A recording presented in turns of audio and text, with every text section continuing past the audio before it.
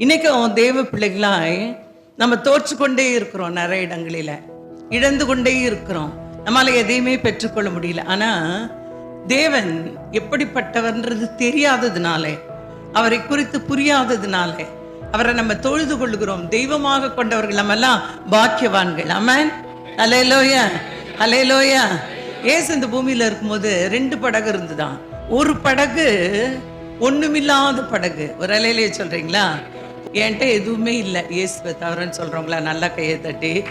ஒரு படகுல ஒண்ணுமே இல்லை, ஆனா இன்னொரு படகுல என்ன இருந்ததுன்னு நமக்கு தெரியாது. ஆமா, இப்போ இயேசு செலக்ட் பண்ண படகு பேதுருடைய படகு. ஆமா, வெறுமையான படகு, காலியான படகு, ஒருவேளை எல்லாவற்றையும் இழந்த ஒரு படகு, உடைந்து போன ஒரு படகு, தேற்ற முடியாத ஒரு படகு.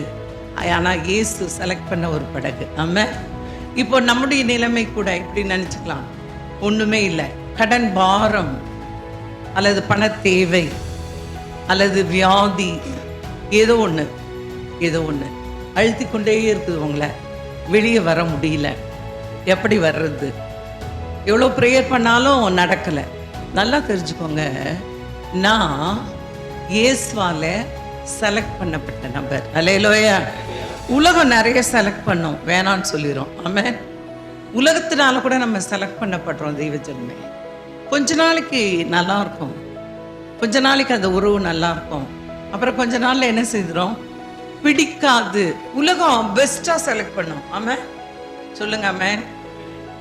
ஒரு கம்பெனியில் இன்டர்வியூ எடுத்தா நல்ல மதிப்பெண் பெற்றவர்கள், திறமைசாலிகள், அவங்களெல்லாம் எடுத்துப்பாங்க. ஆமா, மீதியால எல்லாம் என்ன செய்யும்? சும்மா சுத்திட்டு இருக்கோம். என்ன செய்யும்? ஏன்னா உலகத்தாலே தள்ளப்பட்டவர்கள். பெஸ்ட் எல்லாம் உலகம் எடுத்துக்கும், ஆனா எது பெஸ்ட்னு உலகத்துக்கு தெரியாது. ஒரு அலையிலேயே சொல்லுங்களேன், ஒண்ணும் இல்லாததை தேவன் எடுத்துக்கிறார். அல்லேலூயா.